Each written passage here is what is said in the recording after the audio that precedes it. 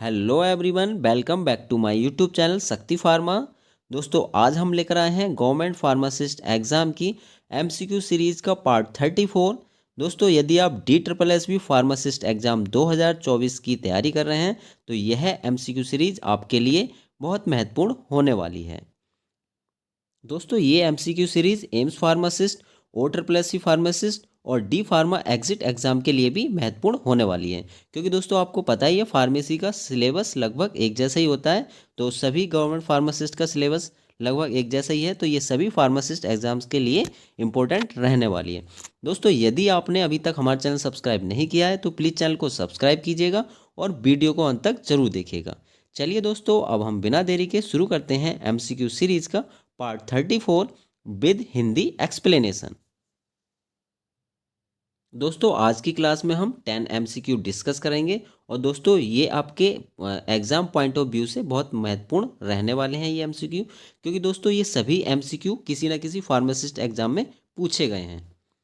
तो question number है 331, pharmaco vigilance is used for. तो बताइएगा दोस्तों, जो फार्माको विजिलेंस है इसका यूज़ किसके लिए किया जाता है। ऑप्शन ए है to monitor drug toxicity, B है to monitor unauthorize drug manufacturer, and C है monitoring of students, and D है चेक कॉस्ट।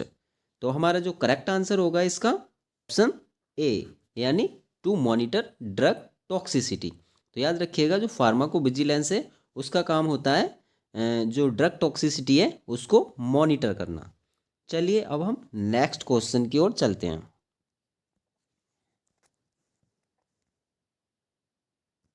क्वेश्चन नंबर है 332, Stevens Johnson syndrome is the most common adverse effect associated with one of the following category of drugs.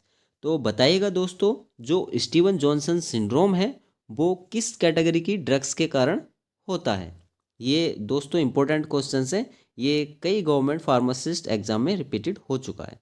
तो option A है हमारा sulfonamides, B penicillin, C macrolides, and D tetracyclines.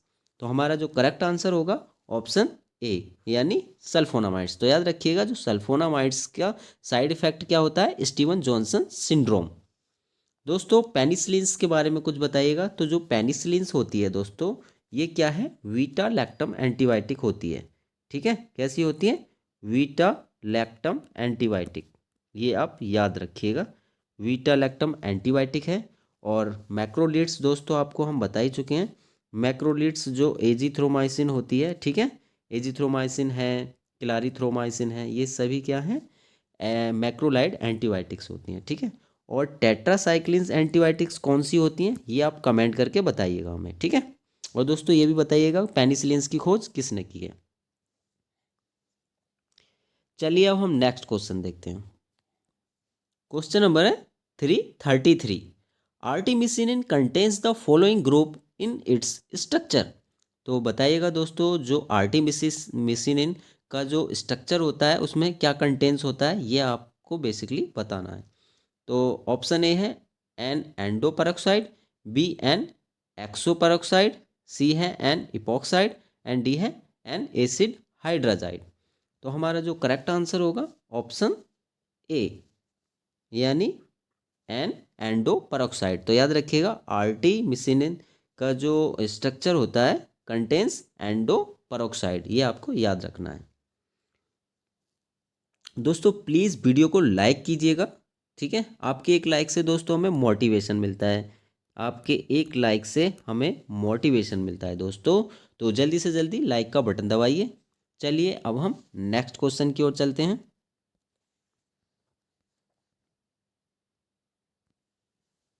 Question number है 334, streptomycin can not be given orally for treatment of tuberculosis because. तो दोस्तों बताइएगा, जो streptomycin antibiotic होती है उसको हम ओरली नहीं देते हैं ट्यूबरक्लोसिस के इलाज में। क्यों नहीं देते हैं ये आपको बेसिकली बताना है। तो इसका जो करेक्ट आंसर होगा ऑप्शन डी होगा, option D is correct answer.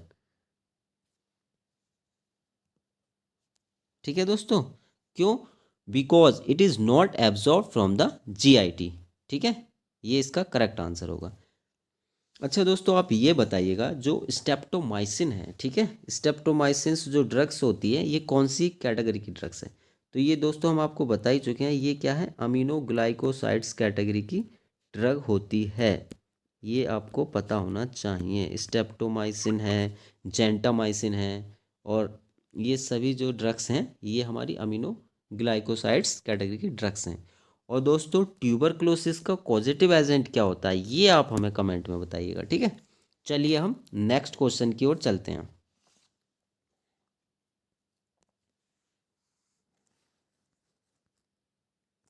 Question number है 335।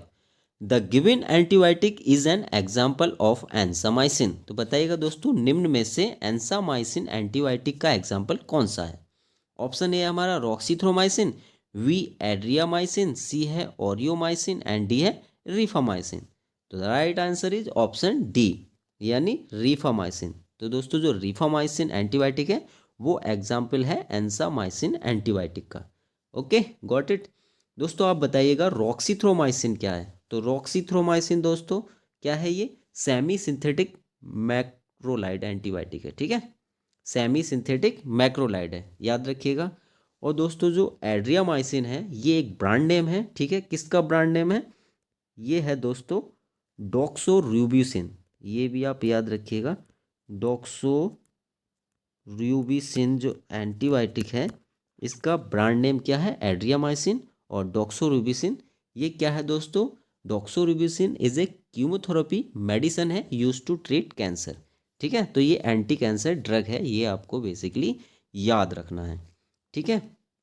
और जो ओरियोमाइसिन है दोस्तों, it is use to treat bacterial viral and rickettsial disease, ठीक है। इसका प्रयोग हम बैक्टीरियल वायरल और रिकेट्सियल जो डिसीज होती है उसको ट्रीट करने में करते हैं, ठीक है। Okay, got it.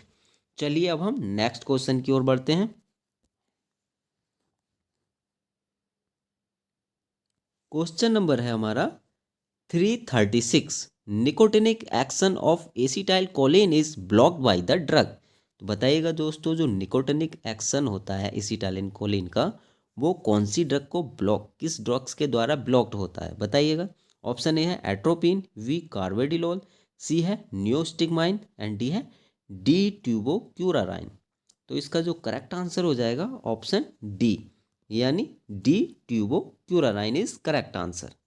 दोस्तों एट्रोपिन क्या है? तो नोट कर लीजिएगा दोस्तों, ये जो हम पॉइंट्स आपको बता रहे हैं ये काफ़ी इम्पोर्टेंट होते हैं एग्जाम पॉइंट ऑफ व्यू से। तो एट्रोपिन इज ए ट्रोपेन एल्कालॉइड।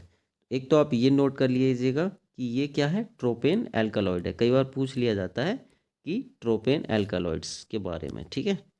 तो दोस्तों एट्रोपिन एल्कालॉइड, ट्रोपेन एल्कालॉइड है एंड एंटीकोलिनर्जिक मेडिसिन भी है, ठीक है। और it is use to treat bradycardia, ये भी आप याद रखिएगा, ब्रेडिकार्डिया में यूज होता है। ब्रेडिकार्डिया क्या होता है दोस्तों? Low heart rate is called bradycardia, याद रखिएगा। और दोस्तों बताइएगा कार्बेडिलोल, कार्बेडिलोल आपको दोस्तों बताइए, जैसे कि कार्बेडिलोल है, प्रोप्रानोलोल है, ये सभी क्या हैं दोस्तों? बीटा ब्लॉकर्स हैं, यानी एंटी हाइपरटेंसिव्स हैं। अच्छा दोस्तों, ऑप्शन सी के बारे में बताइएगा, नियोस्टिगमाइन। तो दोस्तों neostigmine it is a cholinesterase inhibitors है। ये क्या है? कोलिन एस्टेज इनहिबिटर्स है and used in the treatment of myasthenia gravis. याद रखिएगा इसका जो यूज़ होता है माइस्थेनिया ग्रेविस में इसका यूज़ होता है। चलिए अब हम नेक्स्ट क्वेश्चन की ओर चलते हैं।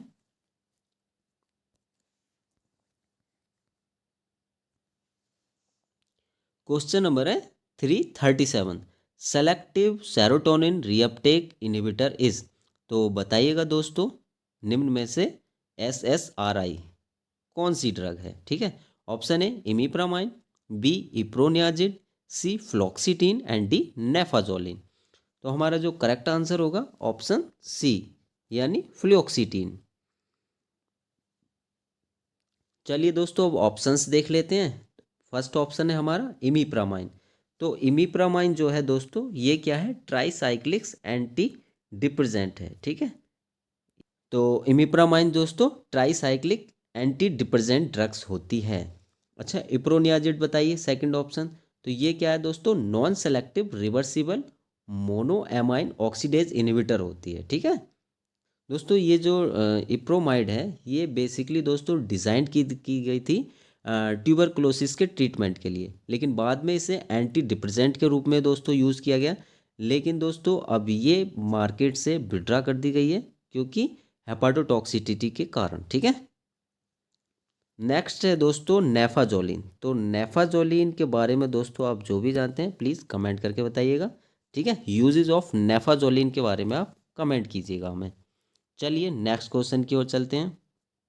क्वेश्चन नंबर है 338। Improvement of memory in Alzheimer's disease is brought about by drugs which increase transmission in. तो बेसिकली दोस्तों हमें ये बताना है कि किस ड्रग से हमारा एल्जाइमर्स डिसीज़ में मेमोरी में इम्प्रूवमेंट होता है। तो ऑप्शन ए है कोलिनर्जिक रिसेप्टर्स, बी है डोपामिनर्जिक रिसेप्टर, सी है गाबा रिसेप्टर्स एंड डी है एड्रिनर्जिक रिसेप्टर्स। तो हमारा जो करेक्ट आंसर होगा ऑप्शन ए यानी कोलिनर्जिक रिसेप्टर्स। अच्छा ये बताइएगा दोस्तों जो डोपामिनर्जिक रिसेप्टर्स हैं इसके बारे में कुछ बताइए।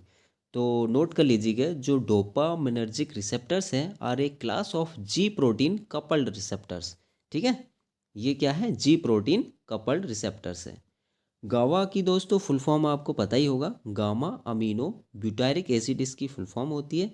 और गावा receptors are the major inhibitory neurotransmitter in the brain. ठीक है, ये भी आप याद रखिएगा। अच्छा दोस्तों एड्रिनर्जिक रिसेप्टर्स के बारे में आप कमेंट कीजिएगा। चलिए नेक्स्ट क्वेश्चन की ओर चलते हैं। क्वेश्चन नंबर है 339। Which of the following is a plasminogen activator. बताइएगा निम्न में से प्लाज्मिनोजन एक्टिवेटर कौन सी ड्रग है। ऑप्शन है ट्रानेक्सामिक एसिड, बी है स्टेप्टोकाइनेज, सी है amino caproic acid and D है नन ऑफ दीज। तो हमारा करेक्ट आंसर होगा ऑप्शन वी यानी स्टेप्टोकाइनेज। चलिए ऑप्शंस देखते हैं अब। Tranexamic acid.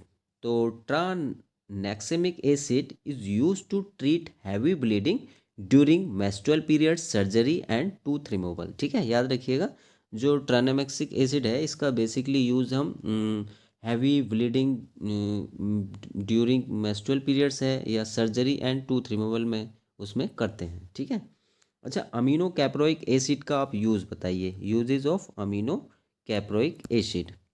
चलिए अब हम नेक्स्ट क्वेश्चन की ओर चलते हैं। क्वेश्चन नंबर है 340। Which one of the following drug does not act through G protein coupled receptors. तो बताइएगा दोस्तों निम्न में से कौन सी drug G protein coupled receptors की तरह काम नहीं करती है। Option A epinephrine, B insulin, C dopamine and D है टीएसएच। तो हमारा जो करेक्ट आंसर होगा ऑप्शन बी यानी इंसुलिन। चलिए दोस्तों ऑप्शंस देखते हैं। तो एपिनेफ्रिन, दोस्तों epinephrine also non as adrenaline, इसको हम एड्रीनालिन के नाम से भी जानते हैं। ठीक है, ये भी आप नोट कर लीजिएगा, एड्रीनालिन के नाम से हम जानते हैं एपिनेफ्रिन को। ठीक है, it is a hormone and neurotransmitter use to treat allergic reaction.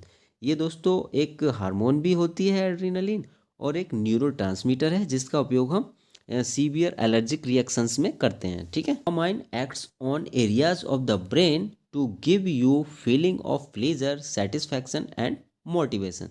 तो बेसिकली दोस्तों जो डोपामाइन है वो क्या करता है, ये आपके ब्रेन के एरिया में वर्क करता है। क्या का वर्क करता है देखो दोस्तों, ये फीलिंग ऑफ प्रेशर, ठीक है, जैसे कि सेटिस्फैक्शन है एंड मोटिवेशन पे वर्क करता है। ठीक है, अच्छा दोस्तों ये बताइएगा टीएसएच की फुल फॉर्म क्या होती है, हमें कमेंट करके बताइएगा। और टीएसएच के बारे में आप जितना भी जानते हैं वो हमें कमेंट करके ज़रूर बताइएगा। ठीक है दोस्तों आप कमेंट ज़रूर कीजिएगा।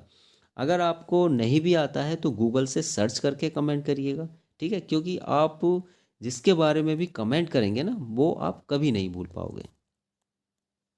दोस्तों यदि आपको इस क्लास का पीडीएफ चाहिए तो प्लीज़ हमारे टेलीग्राम ग्रुप को ज्वाइन कीजिएगा, लिंक आपको डिस्क्रिप्शन बॉक्स में मिल जाएगा। दोस्तों अगर आपको हमारा वीडियो पसंद आया हो तो प्लीज़ लाइक एंड शेयर ज़रूर कीजिएगा। दोस्तों यदि आपने अभी तक हमारा चैनल सब्सक्राइब नहीं किया है तो प्लीज़ चैनल को सब्सक्राइब कीजिएगा तो प्लीज़ दोस्तों stay healthy and take care. Thank you for watching.